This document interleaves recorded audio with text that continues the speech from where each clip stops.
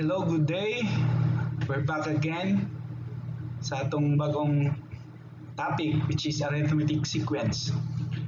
Class, before mo proceed ani nga video, make it sure na natanaw na ninyo tong isa ka video regarding sequence, no?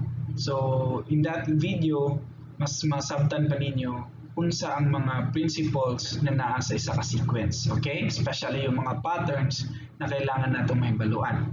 Okay, if you're done watching that video, so pwede na mo proceed ani. Okay, so before ka mo proceed anyway, please like and subscribe my channel, no, para tuloy-tuloy ang atong mga video na i-upload. Okay, so let's go on with the arithmetic sequence. So first, we will define an arithmetic sequence. Okay, so sa previous nato nga lesson, as what I have said, no, na ay definition dito regarding sa sequence. So again, let's review. A sequence is a function whose domain is the set of positive integers. It is also means an ordered list of numbers. Each number in a sequence is called term. A sub 1 is the first term, A sub 2 is the second term, A sub 3 is the third term, and A sub 4 is the fourth term, and so on and so forth. Okay, so dito nga video sa sequence class, mas masabtan ninyo ang order ani na mga sequence. Okay, let's proceed. An arithmetic sequence, this is a sequence where every term after the first is obtained by adding a constant called the common difference. In finding any term in an arithmetic sequence, a general form can be used. Okay? So, this is the general form to use, no, para makuha nato ang isa ka arithmetic sequence. So, we will define all of this class, no, atong i-discuss based on the definition sa arithmetic sequence. So, wherein we have a sub n, okay, is the nth term. When we say nth term class, mauna siya ang term na imong gipapangita. Let's say for example, pangitaon nimo fourth term, ang ikaupat nga term sa imong sequence. So that will be a sub 4. Okay? So an siya, n stands for unsa nga term, asa dapit nga term. Okay? And a sub 1 class stands for the first term. Always yun ang pinakauna nga term sa imong sequence. Okay? And D is the common difference, which is later we will discuss, okay? Kung saan na siya pagkuha sa common difference. And N, the position of term or number of terms. So, mauna ning ingon ako ang N. Kung ikapila siya, asa siya. Let's say, for example, ikaupat siya nga number sa sequence. So, ang imong N ana is equal to 4. Okay? So, common difference D class is the constant difference between two terms in the sequence. So, difference na sa duha ka magkasunod na term sa imong sequence. Okay.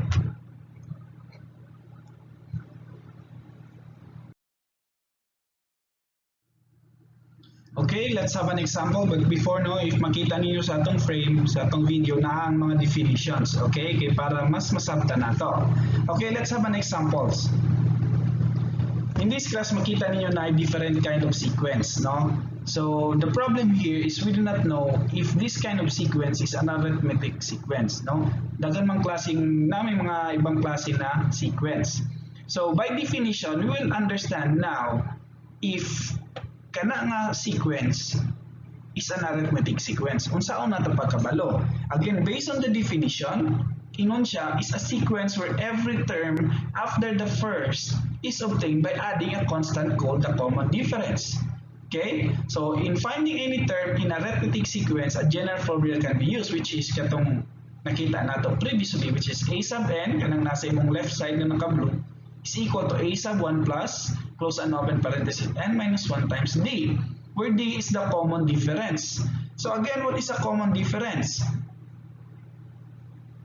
Okay? Kasi, ingon din na, by adding a constant called common difference. So, dapat makabaluta unsa ng common difference. Based sa definition, common difference is the constant difference between two terms in the sequence. Okay? So, let's try. Okay, let's have a common difference. Okay, from the definition, difference daw, unsa ang pagkuha, in order to find the common difference, subtract any term, okay, except the first term by its preceding term. Okay, so magkuha kag isa ka term sa imong sequence, ayaw lang ang first term. Then kana nga term na imong nakuha, i-minus nimo sa atong nauna sa iyaha. Okay, so example, kuha na itong difference, common difference aning 21, 31, 40, and 50. So let's say we will select any number from the sequence except yung 21, which is the first term na dili pwede. Okay? Let's say for example, we choose, ipili na itong 31. Okay? So d is equal to 31, ingon niya is difference. So mo ng minus. Okay? 31 minus, sa nauna sa 31? Unsang nauna sa 31? 21. So, i-minus na nimo sa iya. Okay? So, the result is 10. So, the difference of this sequence is 10. So, common difference, tanan na sila class, kung balik mag-minus ka sa tanang sequence, the same process, dapat always 10 ang ilang result. Kasi common ang difference nila.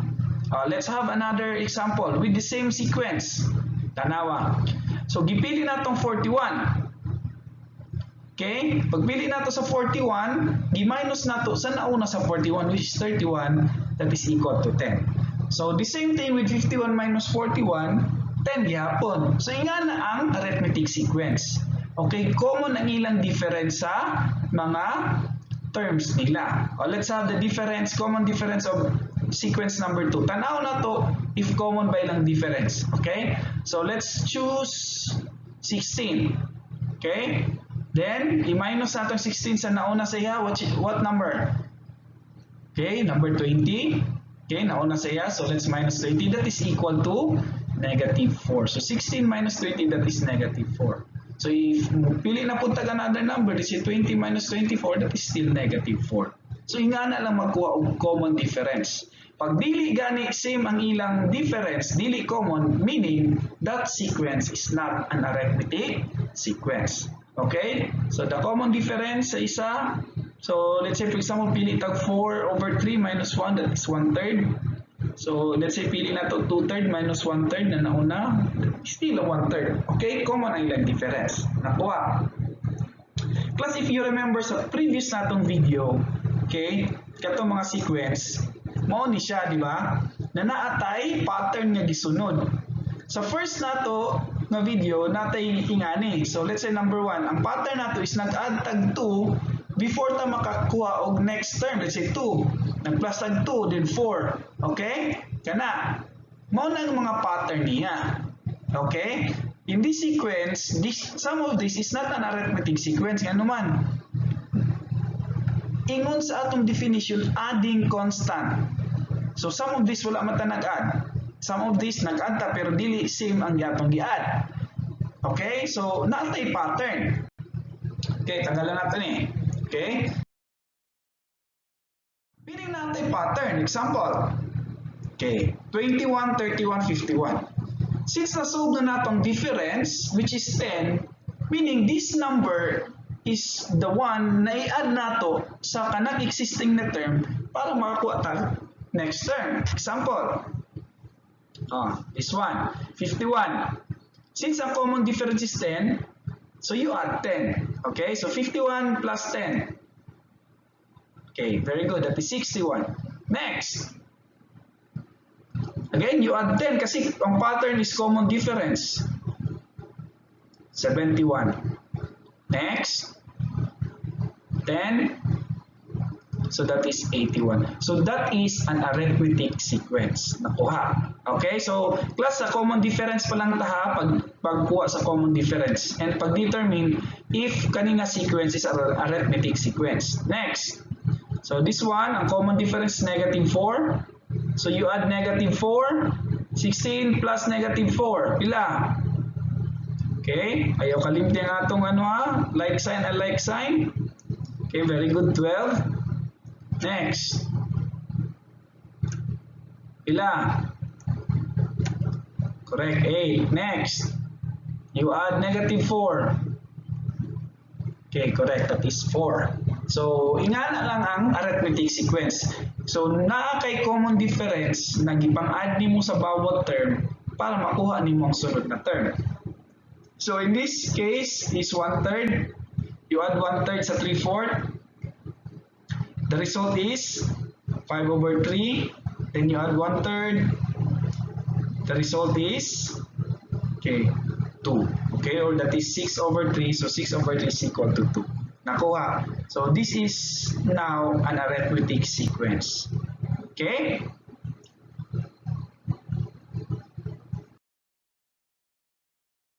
Let's have another example class.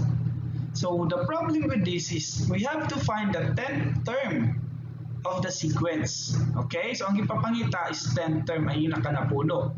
Okay? Ganina class is ato lang i-determine ang common difference. Then, pag na-find na natong common difference, ang atong giwat is gipang-add na nato to solve for the next or the succeeding terms.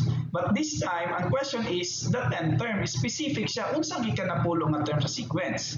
So, pila ni ka term ang given? Tanaw, pila ka terms ang given? 2, 3, 4. So, you have 4 terms. Ang gipapangita is ang ikanapulo. Okay, let's solve using katong gibuhat nato ganina.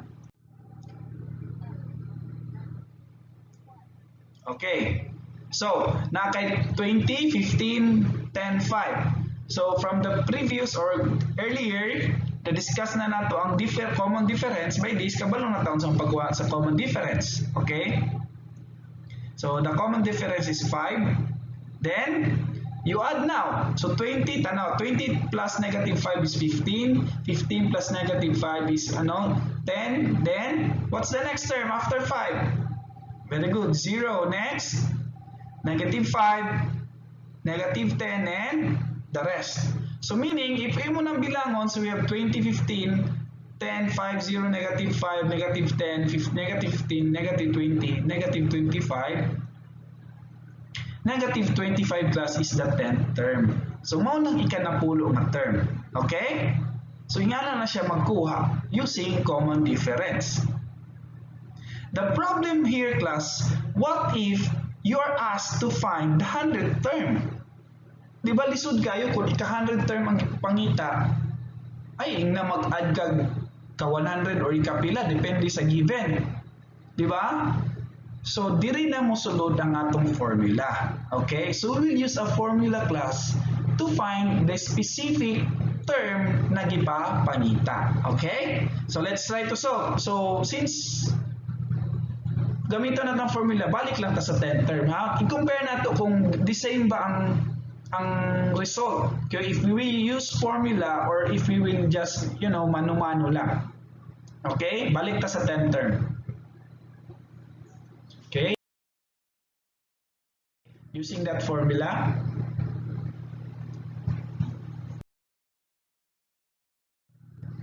okay, so balik ta sa 10th term. So this time, papangitaon na tong mga given kaning na-dere. So pangitaon na tong nth term, the first term, the common difference, and the n or the position. First is we have a sub n.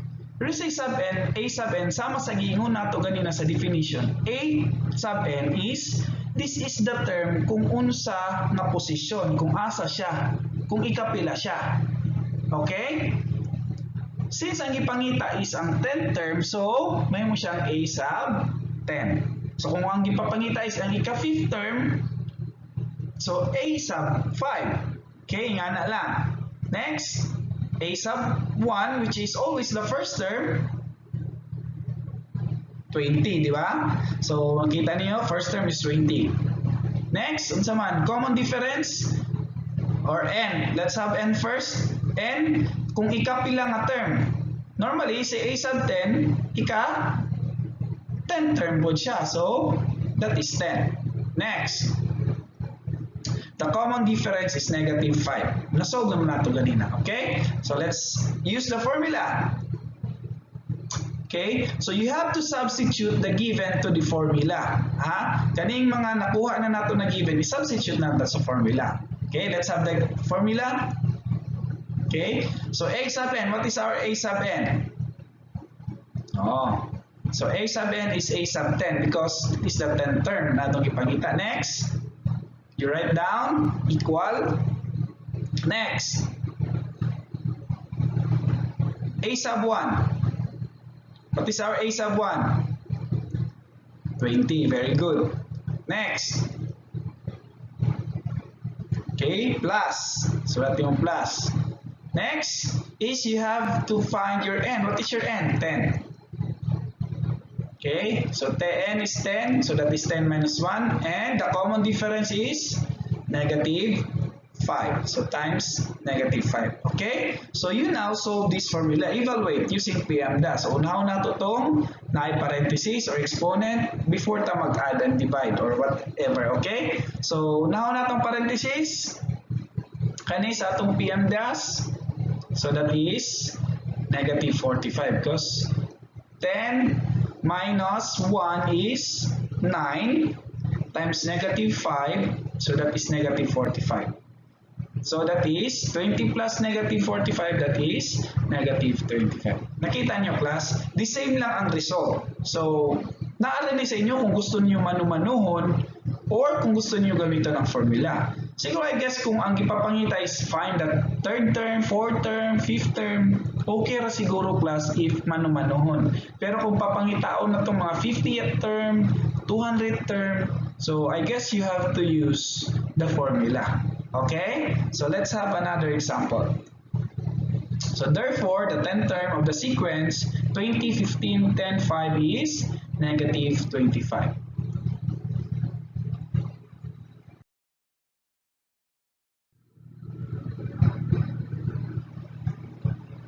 Okay, find the fifth term of the arithmetic sequence whose initial term and common difference are given.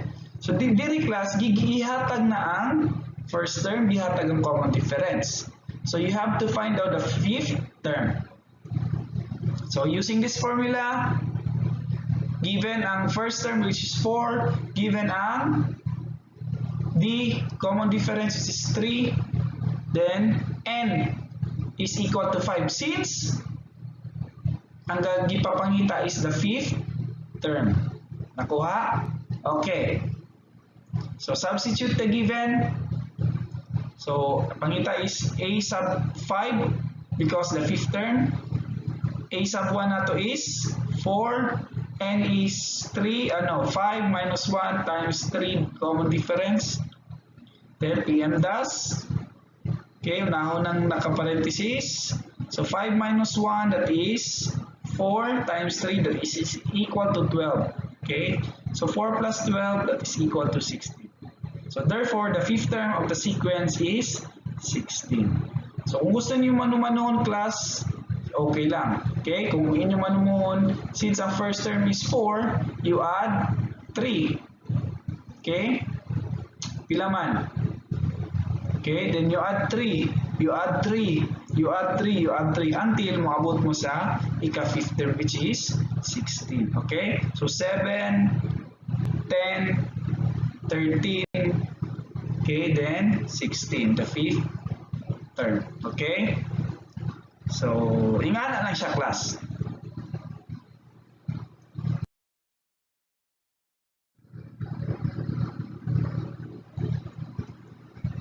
Okay, so kani is awarded problem. Nagingon, Joey's company offers a starting yearly salary of 250,000. So starting salary sugod is 250,000 with raises of 20,000 per year. So kada tuig mo increase siya 20,000. What will be his salary on the 8th year? So this is arithmetic sequence nga naman. Ang iyang raise, ang iyang change, or ang iyang gi-add sa bawat year is common, the same, which is 20,000. So by this, ma-identify na okay, this problem is an arithmetic sequence problem. Okay? So you write down the given. So for first term is 250,000, which is initial nimo na salary sa pagsugod. Common difference is 20,000, meaning i-add every year. And you have to find the 8th term, which is n. Okay? So using that formula, Okay, substitute the given to the formula, and this is now your equation. So 250 is plus 8 minus 1 times 20,000. You solve. So that is, okay, 8 minus 1 is 7. So times 20,000, that is 140,000. So 140,000 plus 250,000, that is equal to 390,000 pesos. So therefore, on the 8th year, Joey's yearly salary will be 390,000. So this is an application class sa atong arithmetic sequence. Okay? So class, again, I hope na naamoy na sabtan ko regarding sa arithmetic sequence. Okay? So please don't forget to subscribe my channel. You like the video and click the notification bell button. The bell button. Okay, class, para updated mo if na ay mga bagong upload, especially sa weekly ninyo na mga module. Okay? So thank you for watching, class. This is El Maestro signing off.